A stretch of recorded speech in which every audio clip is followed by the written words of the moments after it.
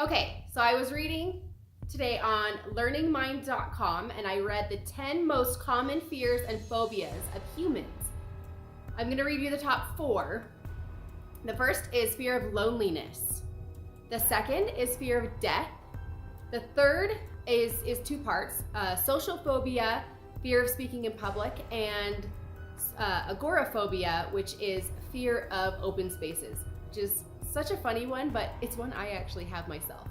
And then the fourth one is fear of spiders, rats, cockroaches, snakes, airplanes, monsters, high heels. I don't know where high heels came from. I'd be curious to find out why there are people who are scared of high heels.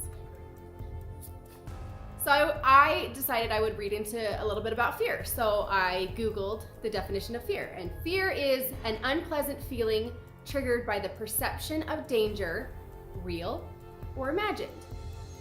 So then I kept wanting to I wanted more information. So then I looked up Psychology Today's article on fear, and it says if people didn't feel fear, they couldn't protect themselves from legitimate threats.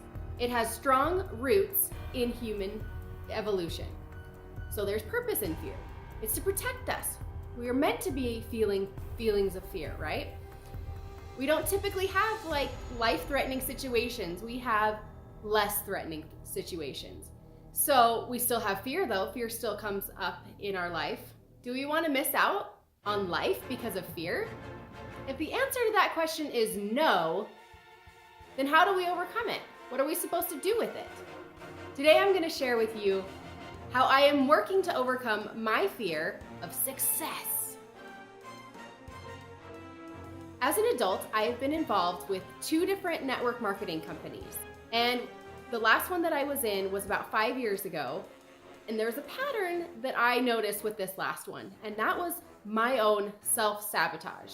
I didn't like that. I didn't like sabotaging myself. I didn't like failing and quitting and giving up. You know, there's 3 responses when you have fear. There's fight, flight, or freeze. So this pattern forms.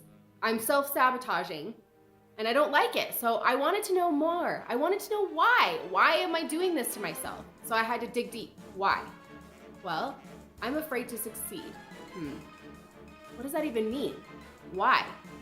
So I dug a little deeper. And then I noticed something. I didn't want to get in a situation where people are following me, looking up to me, admiring me, and I don't know what to do with it. So I would sabotage myself because I don't want to succeed and let others down. That's what I equated that to. So I did a little bit more reflection on myself. Okay, I thought about what a good leader means to me. A good leader to me is consistent.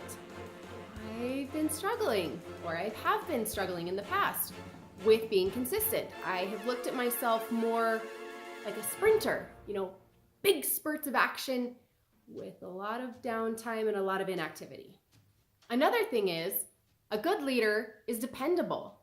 A good leader shows up on time when they say they're going to. That's really important to me. I want to be a dependable person, somebody that shows up on time when I say I'm going to. These are 2 qualities that I have been working on to qualify myself to me, because that's who I'm looking at. I'm looking to qualify myself to me. I'm earning my own respect by being more consistent and more dependable. So I'm going to ask you this question. What is holding you back from success? What are you going to choose to work on today that will qualify you to yourself? So then you can go, I've earned my respect. I'm ready to succeed. I'm out of this fear mode. Get me out of this. I'm ready to succeed. Dang it, I'm gonna do it, and I earned it.